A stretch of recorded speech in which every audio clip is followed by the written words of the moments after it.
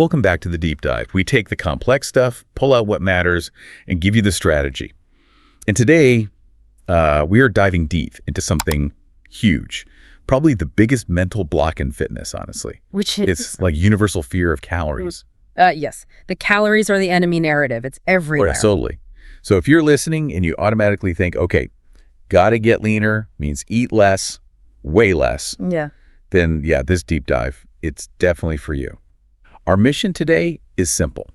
Tear down that idea. Yeah. Because honestly, that mindset is probably holding you back more than you realize. And it makes sense why people feel that way. You know, culturally, we're just bombarded. Bombarded how? Well, with messages treating calories like like debt. You eat something bad, quotes around bad, and now you have to suffer on the treadmill to burn it off. Right. Or those headlines, cut 1,000 calories now. Oh, yeah. Or punish yourself for that holiday meal. It creates this really adversarial thing with food. Exactly. This assumption that less fuel is always better. It's just fundamentally flawed. Okay, so let's get straight to the correction then.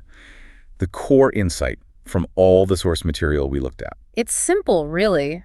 Calories aren't bad. They aren't a moral issue. They're just energy. Precisely. Just energy. The fuel your body needs for, well, everything. Your heart beating, digesting food, your brain processing what we're saying right now. All of it runs on calories. So the analogy, being afraid of calories is like being afraid to put gas in your car. That's a perfect analogy, actually. You wouldn't get very far, would you? Performance tanks. Eventually, you just stop. Okay, no one wants their body to just stop. Right. So we need to stop thinking about restriction and punishment and start thinking strategically. How do we fuel this high-performance machine, our body, optimally? All right, let's unpack that. Let's separate the calorie itself from weight gain. Because in most people's minds, those two are basically the same thing. They really are, aren't they? But they shouldn't be. And this is a crucial distinction we need to make crystal clear. Go for it. A calorie, the unit of energy, it does not, on its own, make you gain weight. What does lead to weight gain is consistent chronic overeating. Meaning, eating way more than your body actually needs, day after day for a long time. Exactly. Taking in significantly more energy than your body requires for its basic functions, plus your activity level over a sustained period, that surplus energy gets stored. Okay, that makes sense. But what about the flip side? What happens when that fear of gaining weight pushes people to the other extreme, like severe restriction?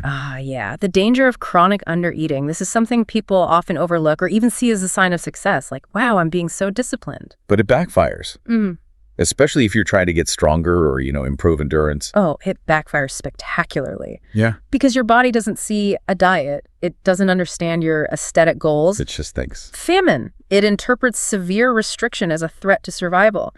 And then biology kicks in hard. How so? What does the body actually do in that famine mode? Well, a few key things happen when you chronically undereat. First, your body starts thinking, okay, what can I sacrifice? And often that's muscle tissue. Why muscle? Because muscle is metabolically expensive to maintain. It burns calories just sitting there. Fat, on the other hand, is long-term energy storage. In a famine, the body wants to hang on to that fat reserve desperately. So it eats its own muscle instead of fat. That seems backward for anyone wanting to look leaner or get stronger. Exactly backward for those goals. Yeah. Second, your basal metabolic rate, the energy you burn just existing, breathing, thinking, it slows way down. How does it do that? It starts down-regulating things it deems non-essential for immediate survival. Think of thyroid output, reproductive hormones.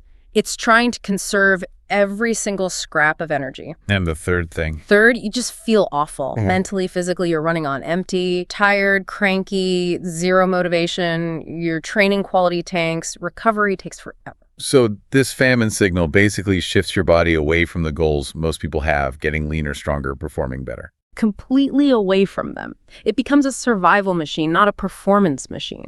Okay, but hang on. We've all seen people, or maybe even done it ourselves, crash diet and lose weight really fast at the start. Doesn't that initial win kind of prove the low-calorie thing works, at least short-term? That's a common misconception. Yeah. That initial rapid drop you see, it's often mostly water weight and stored glycogen. It looks like success, which fuels the restriction cycle. But it's deceptive. Very deceptive. And it's totally unsustainable. It leads directly to that metabolic slowdown, that muscle loss we just talked about. So if your actual goal is sustained leanness, strength, and health, Crash dieting works directly against you. It sets you up for failure later on. Precisely. It turns your metabolism into this slow burn survival mode. So the real goal isn't eating as little as possible. It's finding the right amount of calories for you, your maintenance level. And then adjusting from there. And then strategically adjusting up or down slightly based on your specific goals, always making sure you're properly fueled. Okay, this feels like the crucial mindset shift. Moving from fear to control. Using calories as tools. Exactly, strategic tools. So how do we actually use this fuel strategically? What's the difference in approach for, say, fat loss versus building muscle? It comes down to tailoring the quantity, yes, but also, crucially, the quality and timing to get the outcome you want. Let's break down the two main goals. All right. Goal 1, fat loss. Sustainable fat loss. Okay, for fat loss, you need to be in a calorie deficit. But, and this is key, a slight deficit. Slight meaning, not that crash diet level. Definitely not. We're generally talking about a 10, maybe 15% reduction below what we estimate your total daily energy expenditure, or TDEE, to be. Do you put a number on that? Like roughly? For many people, that translates to a deficit of about 250 to 500 calories per day. It's manageable. It's the sweet spot. Why is that the sweet spot? Because it's enough to encourage your body to start using its stored fat for energy, but it's generally not enough to trigger that full-blown famine panic response and the metabolic slowdown. You maintain energy, preserve muscle better. Okay, 250, 500 calories deficit for fat loss. That's a great practical number. Now, what about goal 2? Building muscle, the bulk. For muscle gain, you need the opposite, a small surplus. Surplus, meaning more calories than maintenance. Yes. Building new muscle tissue, muscle protein synthesis is an energy-intensive process. You have to provide the extra fuel, the raw materials for that growth to happen. But again, the key word is small surplus. Absolutely critical. A large surplus. Most of that extra energy just gets stored as body fat.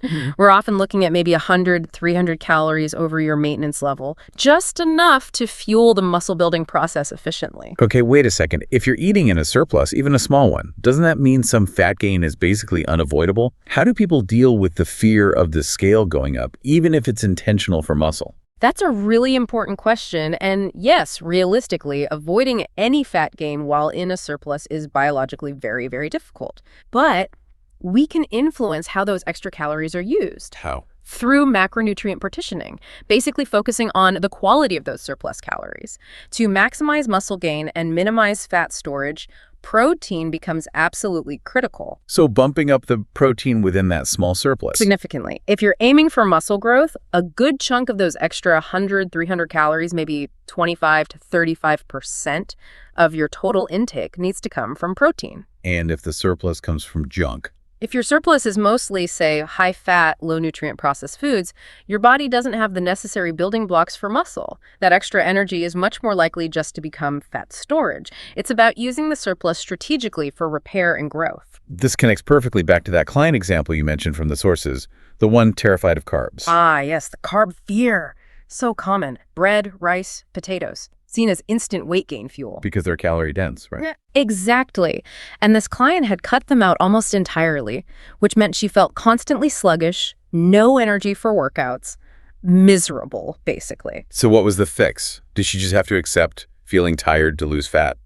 No, quite the opposite. The solution proved our point. Her coach recalculated her total daily calories, keeping her in that slight fat loss deficit we talked about. Right. They restructured her intake to include moderate amounts of the carbs she actually enjoyed and needed for fuel. And she didn't gain weight from the carbs. She started losing fat more effectively. And crucially, her energy levels shot up. She could train harder, felt stronger, recovered better, and actually started enjoying the process because she wasn't depriving herself. So the carbs weren't the enemy.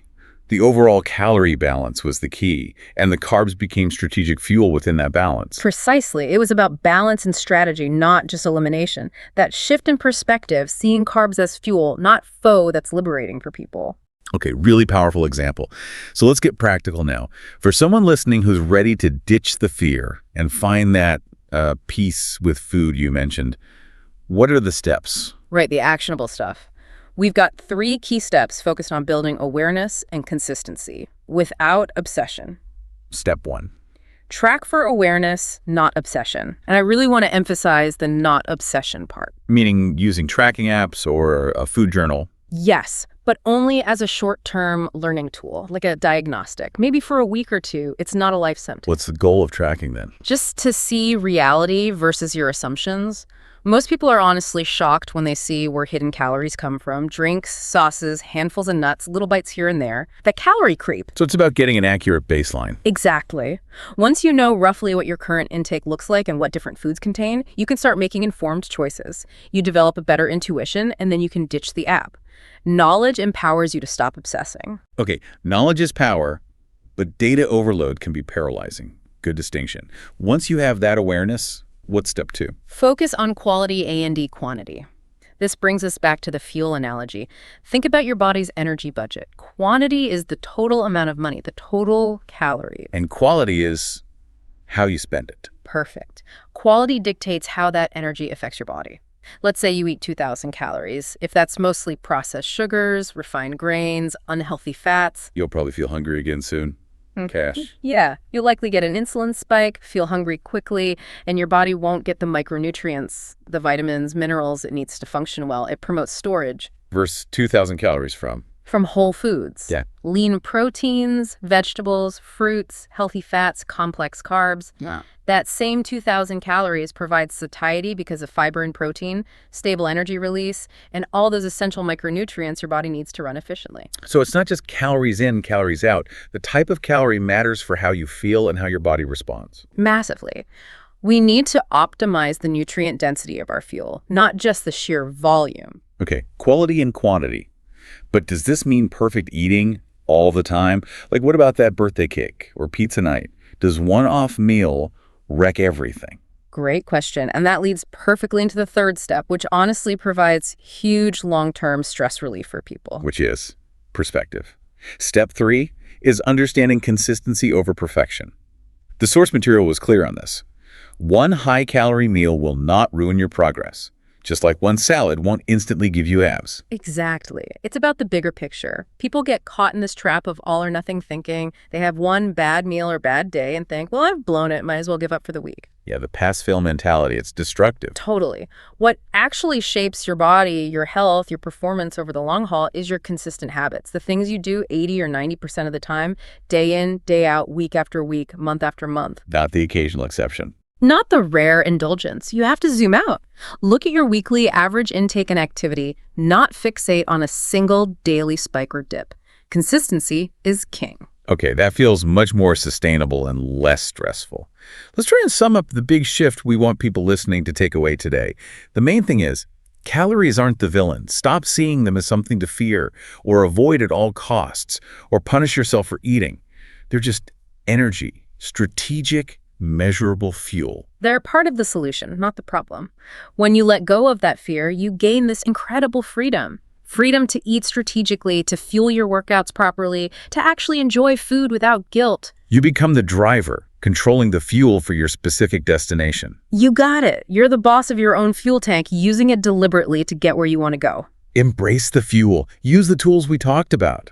Okay, thank you for walking us through that. As always, we want to leave you, the listener, with something to chew on. A final thought based on today's deep dive. Yeah, building on this idea of calories as strategic energy. Think about your life, your week. What's the single biggest energy drain? Could be a workout, maybe a demanding project at work. Could be that really heavy leg day, yeah. Or maybe it's a period of intense focus needed for work. Or maybe, counterintuitively, it's getting deep restorative sleep that takes energy too. Okay, so identify that biggest energy demand. And then ask yourself, are you currently underfueling that specific activity? Is there a targeted, strategic way you could add a little more energy, the right kind of energy, at the right time to potentially unlock a better performance or outcome in that one specific area? Food for thought, literally. Where could strategic fueling make the biggest difference for you? Consider that. Thanks for joining us on the deep dive.